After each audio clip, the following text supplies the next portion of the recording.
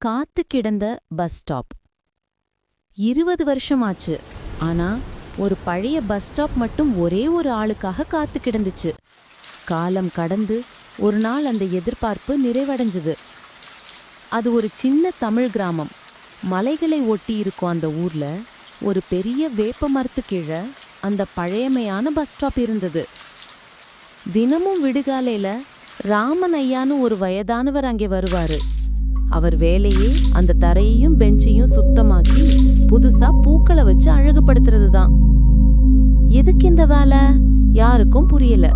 ஏன்னா அந்த வழித்தடத்துல பஸ்ஸுகள் வந்து நின்னு பல வருஷங்களாச்சு. அந்த நிறுத்தம் உபயோகத்துல இல்ல. கிராமத்து ஜனங்கள் அவரை கேலி பண்ணுவாங்க. ஐயா, இங்க இனிமே யார் வந்து நிக்க போறாங்க? ஏன் இப்படி சிரமப்படுறீங்க? அதுக்கு ராமன் ஐயா அமைதியா சிரிச்சுட்டே ஒரு பதில் தான் சொல்லுவாரு.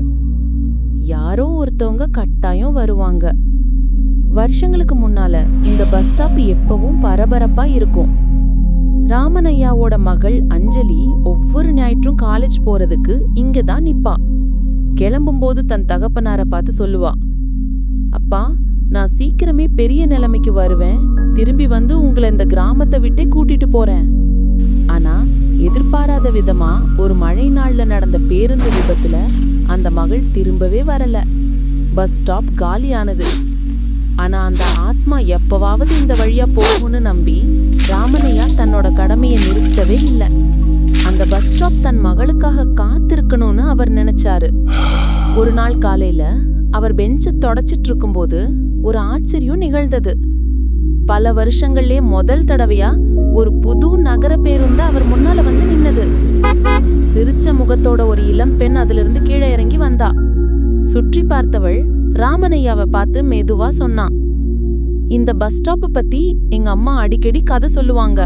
அவங்க பேரு அஞ்சலி. ராமனையா பேச தொடங்குறதுக்குள்ள அந்த பெண் வேகமா வந்து அவரை ஆசையா கட்டி பிடிச்சுக்கிட்டா. ஊரே அமைதியா அந்த தருணத்தை பார்த்தது.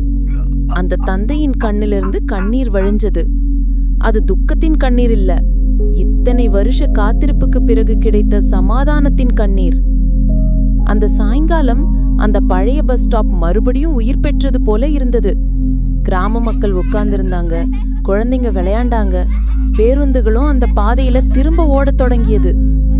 பஸ் ஸ்டாப் போஸ்ட்ல யாரோ ஒரு போர்ட்ல இப்படி எழுதி வச்சிருந்தாங்க, இந்த நிறுத்தம் எப்பவும் அன்புக்காக காத்திருக்கும்.